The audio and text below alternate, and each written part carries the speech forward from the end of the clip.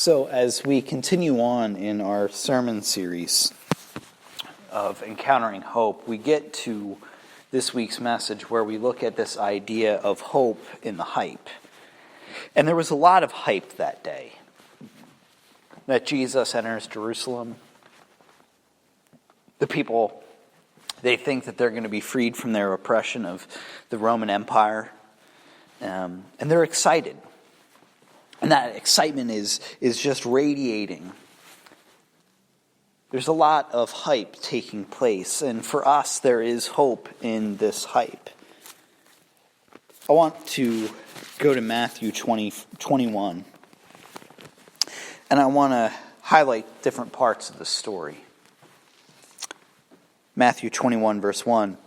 Now when they drew near to Jerusalem and came to Bethphage on the Mount of Olives, then Jesus sent 2 disciples, saying to them, "Go into the village in front of you, and immediately you will find a donkey tied and a colt with her.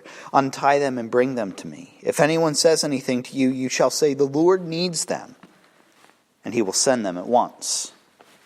So Jesus lays out this whole plan for the disciples. I mean, after all, this is the transition from Jesus' ministry in Galilee into the beginning of Holy Week. Jesus knows what is about to happen, and Jesus sends the disciples to take care of getting the essentially transportation for this journey into the city. I don't know about you, but have you ever had to do a task or a favor for someone that you've never done before? There's always a lot of nerves with it, right? And I imagine that's kind of what the disciples are feeling.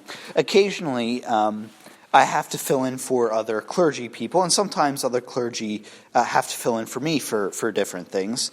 And I'm always afraid of going and visiting someone that's a parishioner from another congregation on behalf of someone, because I start running through in my mind this idea that everything is going to go wrong. Like I'm going to show up at the hospital and they're not going to be there. Be like, oh, okay. Or I'll get there and I'll enter the room and I'll introduce myself and the person will be like, I don't want to see you. Okay, good talk. And I mean, these are things that have happened to me before. And I'm always afraid that that's going to happen.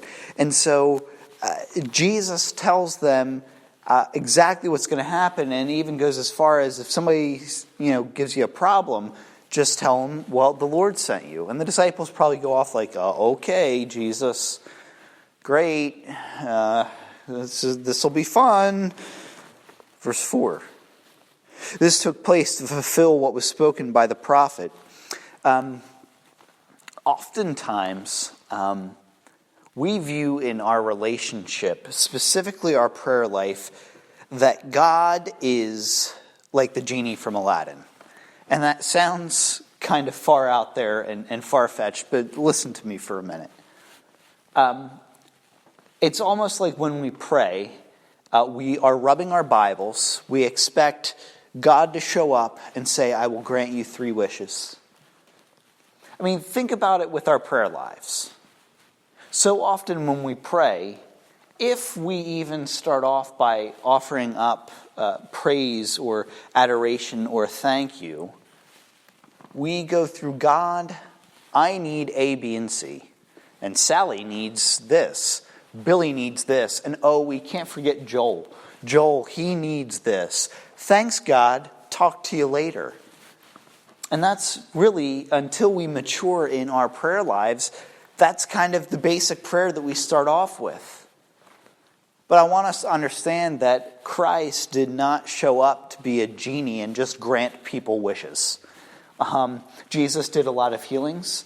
Jesus did a lot of wonderful things. Jesus performed a lot of miracles. They all had a purpose behind them in directing people into a relationship with God.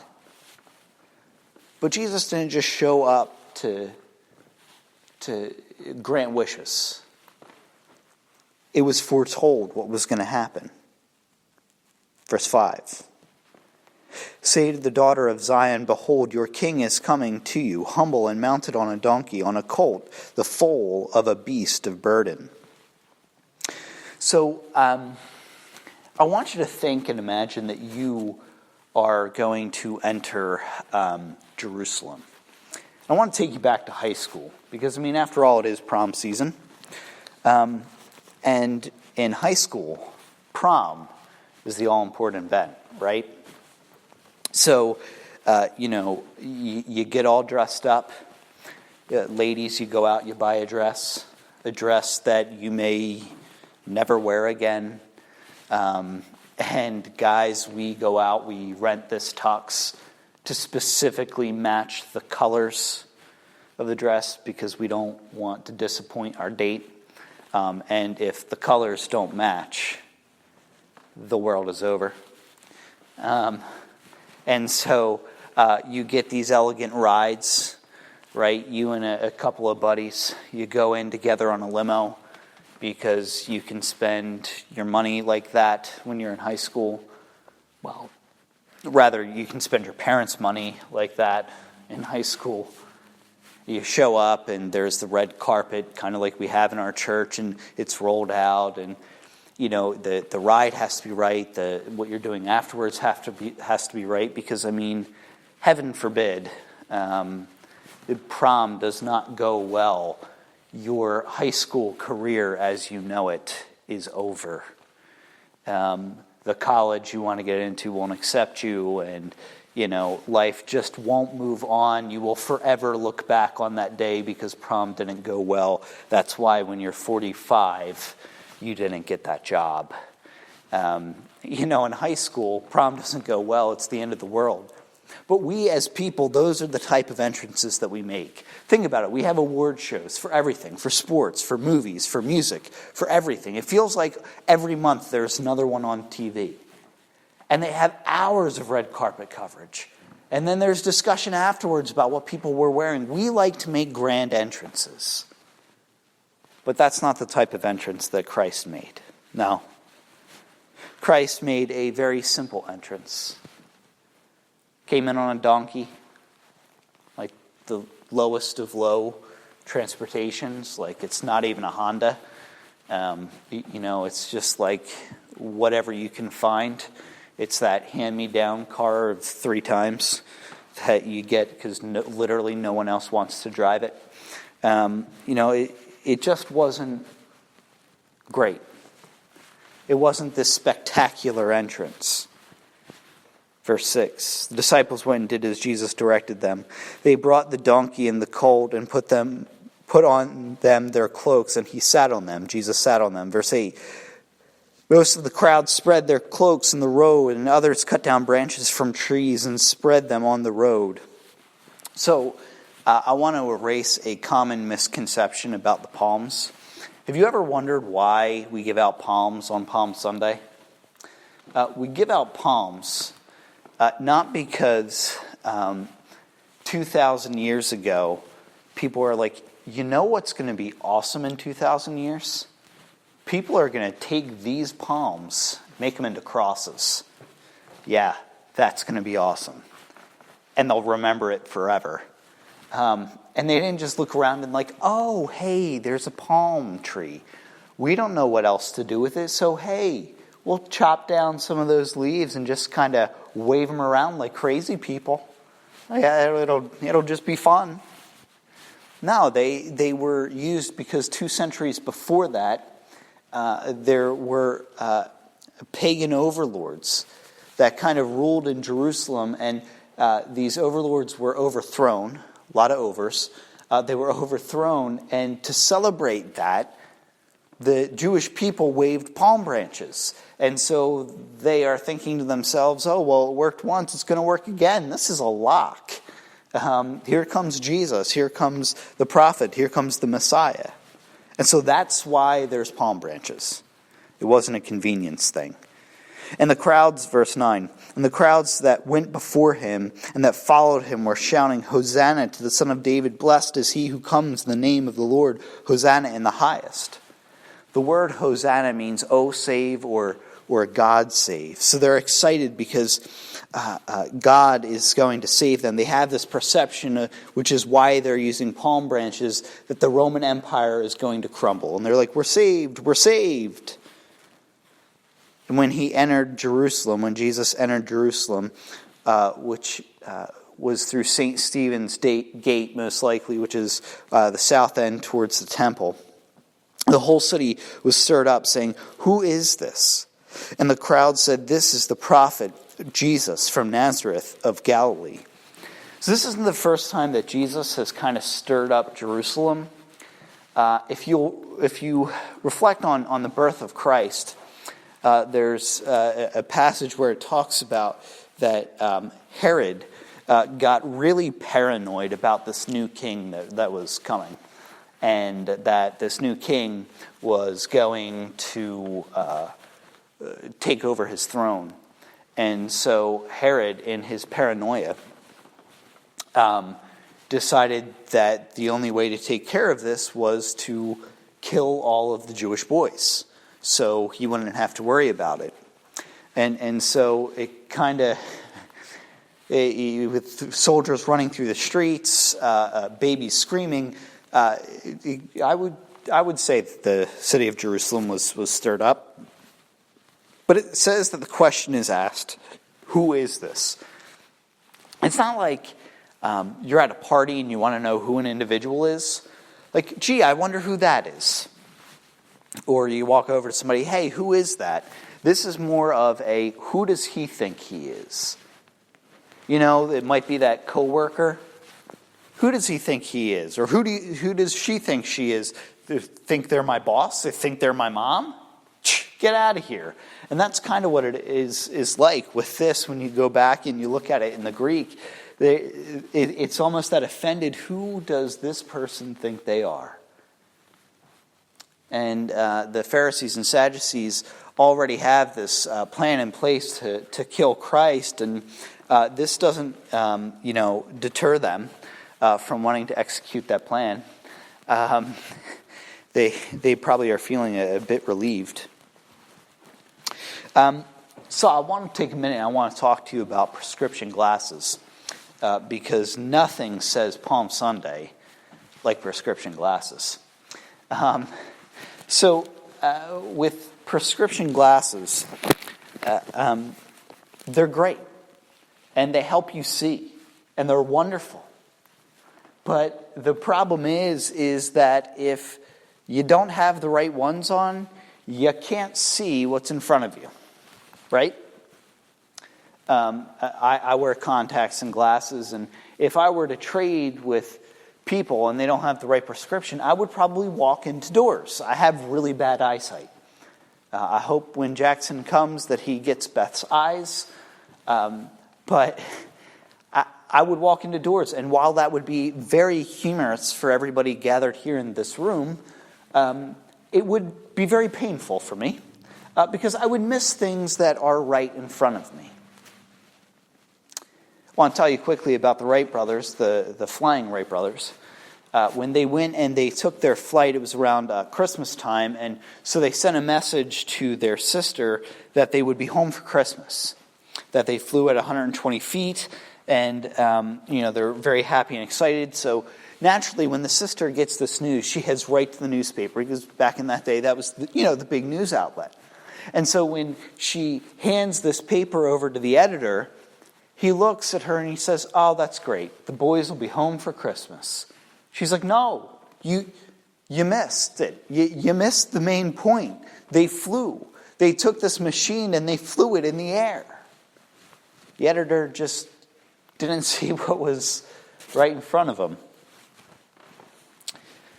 Have you ever gone to the mall? The mall is not where I like to find myself. Literally, I will go just about anywhere outside of the mall.